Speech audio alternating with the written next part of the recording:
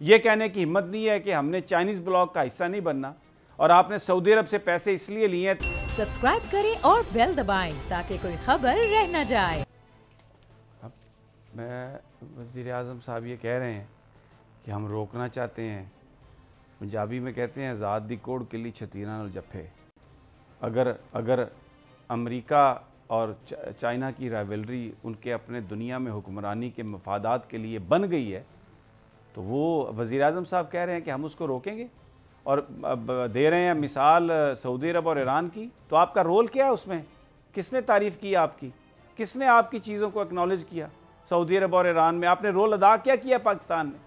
ये किसको आप चक्कर दे रहे हैं? क्या आप कहने की कोई, मैं माफ़ी चाहता हूँ अगर मेरे अल्फाज कोई थोड़े सख्त हों, बहुत अदब एहतराम के साथ ये मैं अर्ज़ कर रहा हूँ।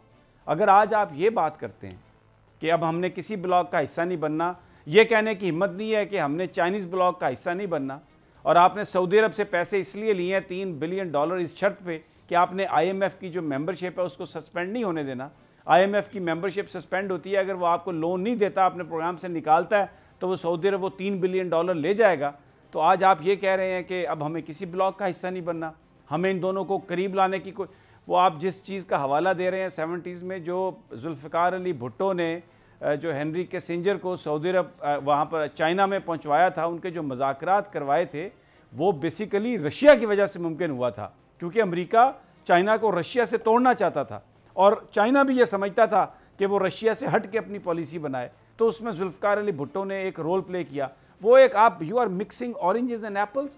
वो इंटायरली एक डिफरेंट कॉन्टेक्स्ट में दोनों ममालिक के दरमियान एक गुफ्तगू हुई, एक बात हुई। उस वक्त इंटरनेशनल ऑर्डर कुछ और था। आज तो चाइना और अमेरिका आपस में राइवल हैं, बिल्कुल सामने है राइवलरी, और चाइना को काउंटर करने के लिए अमेरिका ने पाकिस्तान की बजाय इंडिया को साथ चुना। और वज़ीर आज़म साहब ये कह रहे हैं वो चाइना जो ये कहता है कि पाकिस्तान पर हमला हुआ तो वो चाइना पर तसव्वुर होगा हमला, और कश्मीर के हवाले से सिक्योरिटी काउंसिल में जो भी डिस्कशन होती है, जो भी बात होती है, वो इसलिए मुमकिन होती है कि चाइना उस पर बात करता है।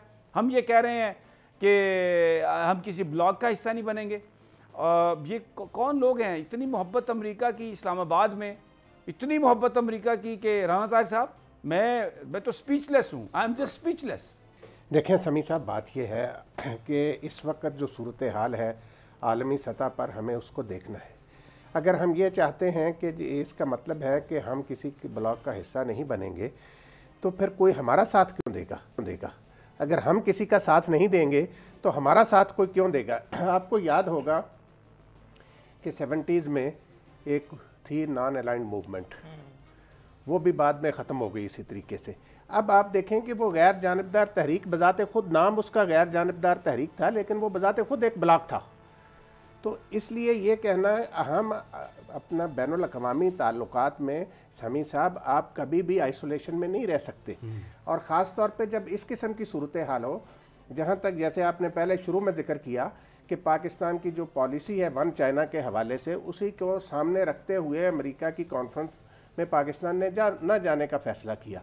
और आज भी पाकिस्तान और चाइना के ताल्लुकात जो हैं वो कई दिहाइयों से, कि जब भी आलमी सतह पर पाकिस्तान को कोई मसला पेश आया है तो चाइना ने साथ दिया, और चाइना का जब भी कोई मामला आया है, वो ताइवान का मामला हो या कोई और मामला हो, पाकिस्तान ने चाइना का साथ दिया। तो इस सूरत हाल में मैं नहीं समझता कि इस किस्म के अल्फाज इस्तेमाल करने चाहिए प्राइम मिनिस्टर साहब को, कि देखें चाइना की दोस्ती जो है आजमाई हुई है। पाकिस्तान और इंडिया की जंगें हुई, उसमें चाइना ने खुलकर पाकिस्तान का साथ दिया।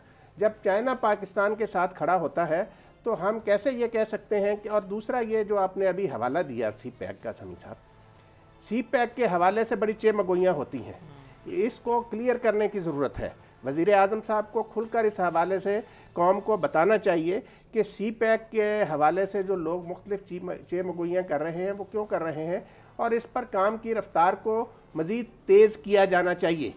और ये चीज़ें अब ये इसी पॉलिसी का तो नतीजा है समी साहब। हम जो देखें IMF की गोद में तो हम जाके बैठ सकते हैं, चाइना के साथ हम क्यों नहीं चल सकते? यही बात राना साहब। देखें उस वक्त जब 71 की वॉर हुई थी तो ये हुआ था कि इंडिया ने इस सारे एग्रेशन से पहले रशिया के साथ एक एग्रीमेंट कर लिया था कि अगर यानी वो उनका सिक्योरिटी एग्रीमेंट था जिसमें अगर चाइनीज़ अपनी फ़ौजें भेजते तो फिर रशिया चाइना के मुकाबले में उस वक्त आ रहा था और एक आलमी जंग थी।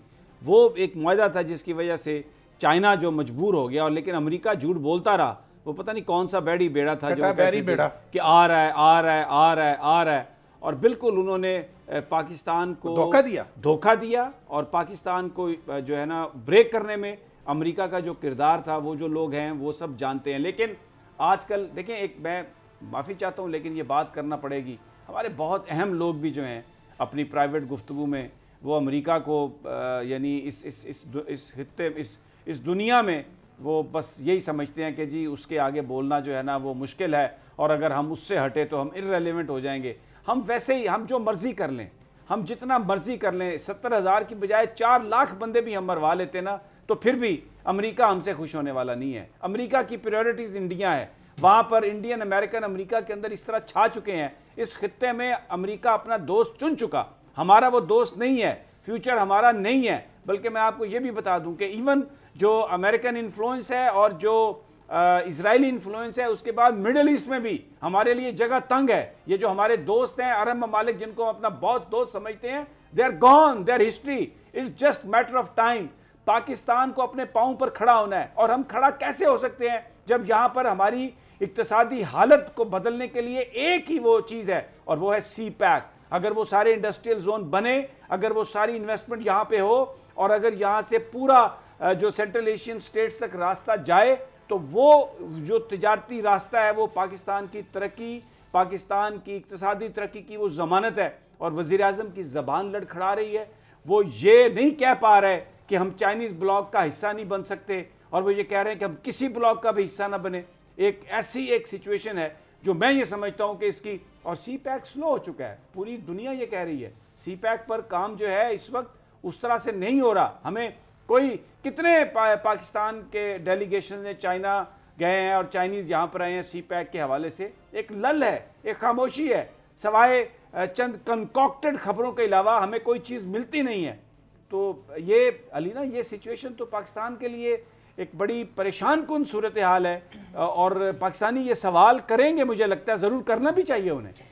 सभी से पाकिस्तानियों को बिल्कुल ये सवाल करना चाहिए, लेकिन बात ये कि जब मुल्क के वज़ीर आज़म इस तरीके से आके ये कमेंट करते हैं या ये बात करते हैं तो इसके पीछे कोई ना कोई इन्फॉर्मेशन होती है। उनके पास पूरी एक टीम है जो उनको इन्फॉर्मेशन ला कर देती है। तो हम ये नहीं कह सकते कि उन्होंने लड़खड़ाते हुए या अचानक से ये बात कर दी, इसके पीछे कोई ना कोई रीज़न है। दूसरी बात ये कि सवाल ये उठता है कि आखिर वो कौन लोग हैं जो इमरान खान साहब को इस तरह की इन्फॉर्मेशन देते हैं जिसके बाद वो इस तरह के कॉमेंट करते हैं। और दूसरा सवाल ये है कि जैसे कि आपने सी पैक की तरफ इशारा किया और राना साहब ने भी इस पर बात की कि पिछले आप इनके जब से इक़्तिदार में आया तब से आप देख लें कि सी पैक के साथ क्या हो रहा है। अथॉरिटी बनाई गई, फिर एक शख्सियत आई, वो चले गए, फिर दूसरी आई, फिर जो भी कमेटीज हैं सी पैक के हवाले से वो किस तरह की इन्फॉर्मेशन लेकर आ रही हैं, चाइना की तरफ से क्या तहफ़्फ़ुज़ात आ रहे हैं। तो अब ये जो खान साहब इस तरीके से आकर बात करते हैं, वो मुल्क के वज़ीर आज़म है, वही बता सकते हैं कि आखिर इसके पीछे वजूहात क्या है। और दूसरी चीज़ ये कि चाइना इसको किस तरीके से लेगा, क्योंकि आप जैसे कि उन्होंने बात, जैसे भी आपने बात की है, इससे पहले सोवियत यूनियन थी और अमेरिका था, तो इन द एंड हमने देखा कि सोवियत का कोलैप्स तो हुआ, उस वक्त भी 2 ब्लॉक्स हमें नजर आए। तो आप किसी ना किसी के तो साथ होते हैं,